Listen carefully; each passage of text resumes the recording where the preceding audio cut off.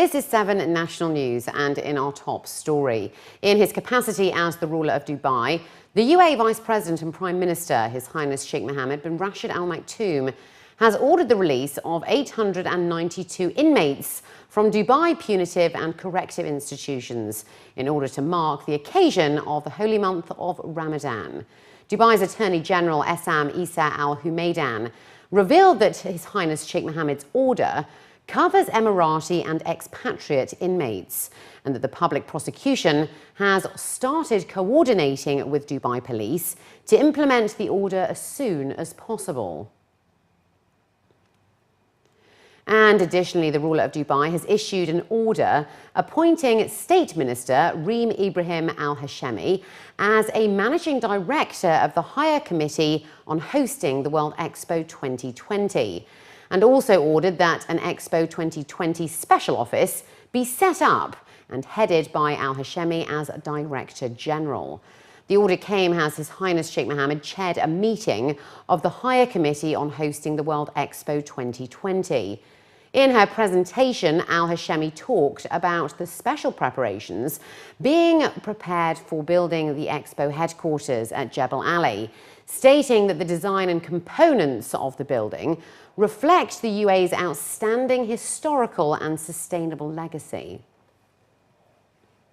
2 kilometres of the Jumeirah Corniche is set to open over the holy month, according to reports, and the entire project is on track for delivery in October this year.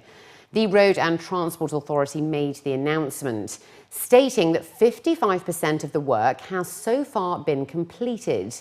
The area is being transformed into a health and lifestyle facility, which will accommodate jogging, walking, swimming, rowing, and other activities for physical fitness.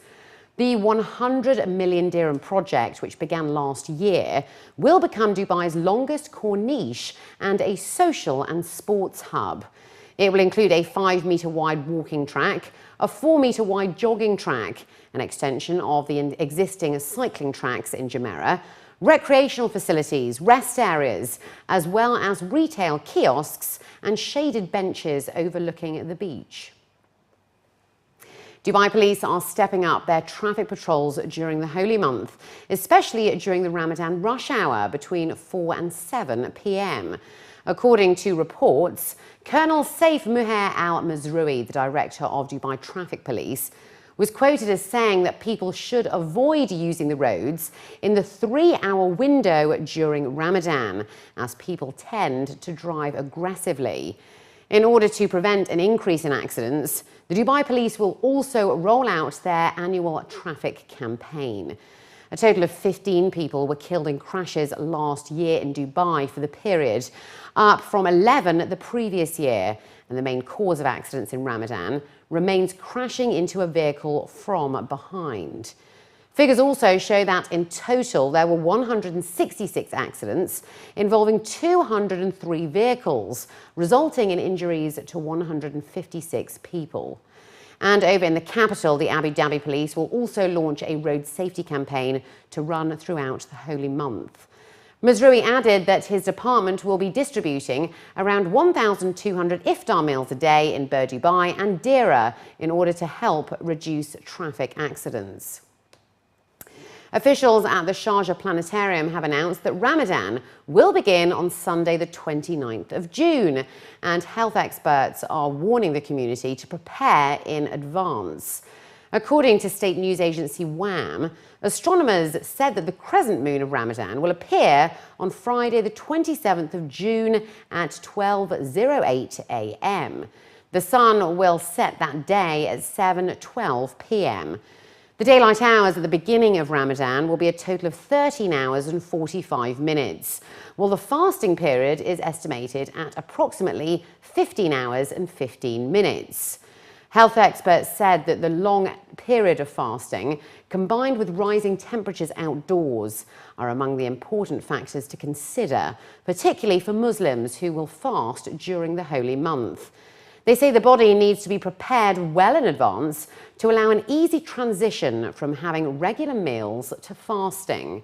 The Dubai Herbal and Treatment Centre is among the facilities offering a variety of detox packages. There are a few different packages. So we've got a quit smoking package, because obviously during the fasting hours, people can't smoke.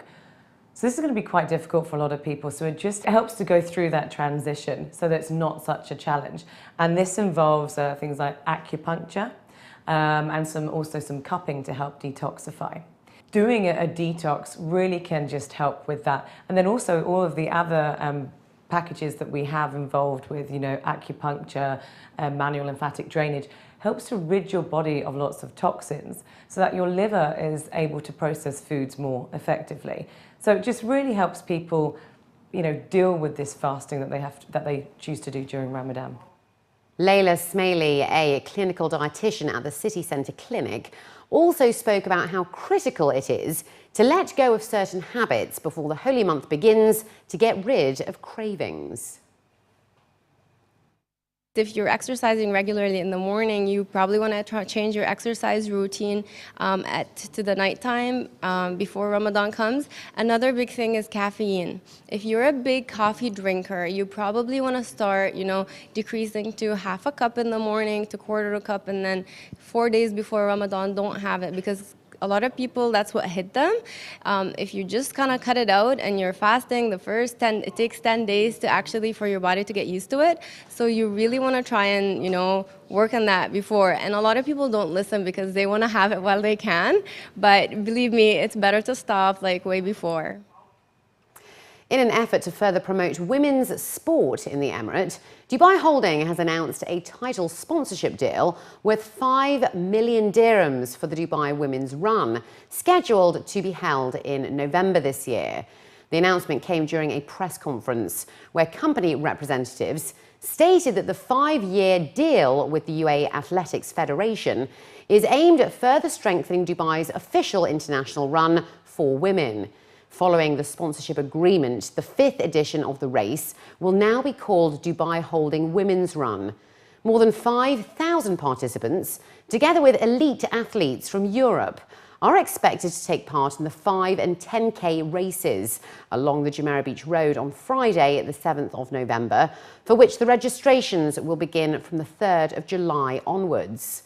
According to officials, corporate sponsorship should act as a catalyst to improve women's sports in the country. It was further added that the race is aimed at encouraging residents to live an active and healthy lifestyle, eventually empowering women through sports. This sponsorship is mainly to raise the awareness in 2 sectors, which is the well-being, and at the same time encourage women to participate in sports, basically. And us at Dubai Holding, we have a corporate wellness program which participates in a lot of events similar to this one. And as far as the women encouragement, we've obviously are proud to be the main sponsors of this event by contributing 5 million dirhams in the span of 5 years towards this race. And finally, looking to other news now, the executive chairman of the Dubai Multi-Commodities Centre, Ahmed bin Sulayem, has not fallen short of expressing his passion for basketball following the launch of an ad campaign in Los Angeles to keep the player Nick Young with the Lakers. A dedicated fan of the LA Lakers since his college days over in the US, Ahmed bin Sulayem has launched yet another personal campaign titled Stay for the Lakers shooting guard Nick Young, in an effort to urge the player to play for yet another season. The 2-week-long outdoor campaign, which launched on June the 21st, includes advertising trucks, bus stops and billboards, and surrounds the Los Angeles Lakers Staples Stadium.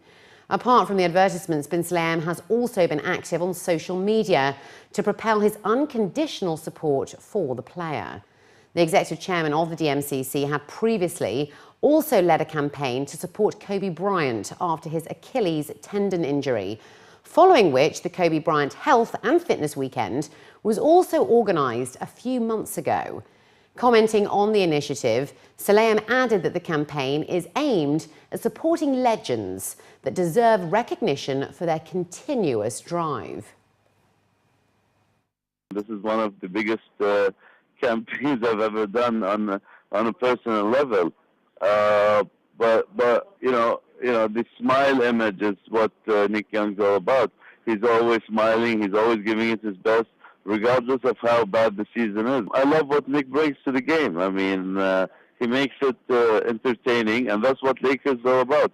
That's what the late Jerry Buss did. He created when he bought the Lakers, he turned it into a celebrity attraction, not just a basketball game. It's the most international basketball club all over. You got Laker fans from every continent and every country.